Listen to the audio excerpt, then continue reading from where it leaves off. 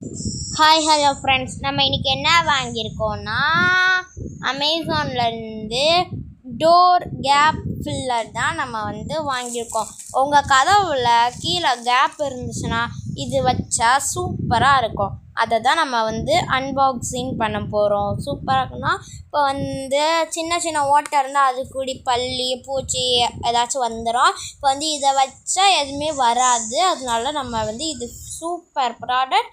நீங்களும் வாங்கி யூஸ் பண்ணி பாருங்கள். சூப்பரான ப்ராடக்ட் இது.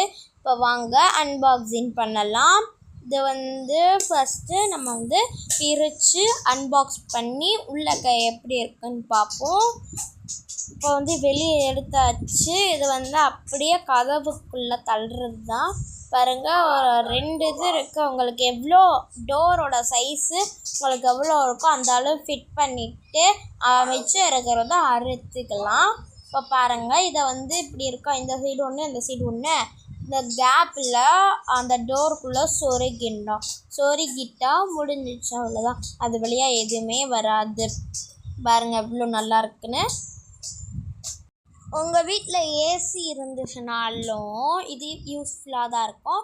ஏசி இருந்துச்சுனாலும் இங்கே இருக்கிற இந்த சைடில் உள்ள சவுண்டு அங்கிட்டு கேட்காது, அந்த சைடில் உள்ள சவுண்டு இங்கிட்டும் கேட்காது. பாருங்கள், நம்ம இப்படி தான் மாட்டணும். அதே இது ஏசி காற்று வெளியே போகாமல் நம்மளுக்கு இங்கே ரூம்குள்ளேயே இருக்கும். பாருங்கள், நம்ம அவ்வளோதான், ஈஸியாக தள்ளியாச்சா. இந்த மாதிரி ஈஸியாக தள்ளிட்டா போதும். இப்போ அங்கே வரைக்கும் லாஸ்ட் வரைக்கும் போகணும். இப்போ பாதி இது இன்னும் மிச்சம் இருக்குது. பாருங்கள், தள்ளிட்டு பாதி மிச்சம் இருந்துச்சுன்னா கட் பண்ணியிருக்கலாம். அவள் தான். பாருங்கள், இந்த மாதிரி நம்ம ஃப்ரீயாக விட்டுக்கலாம். இப்போ கேப் இருந்தது, அவ்வளோதான், இதாகிடுச்சு. இப்போ கட் பண்ணுறாங்களா. இப்போ அதோட கேப்பு இதாகிடுச்சு, அவ்வளோதான். பாருங்கள், ஃப்ரீயாக இனிமேல் உள்ளக்கருந்து எதுவுமே வெளியே போகாது, காற்று எதுவுமே வெளியே போகாது. அவ்வளோதான் ஃப்ரெண்ட்ஸ். இது சூப்பரான ப்ராடக்ட்டு. பார்த்தீங்களா, ஒரு சின்ன கேப் கூட தெரியல. வெளியே இருந்து பூச்சி பல்லி எதுவுமே உள்ளக்க வராது.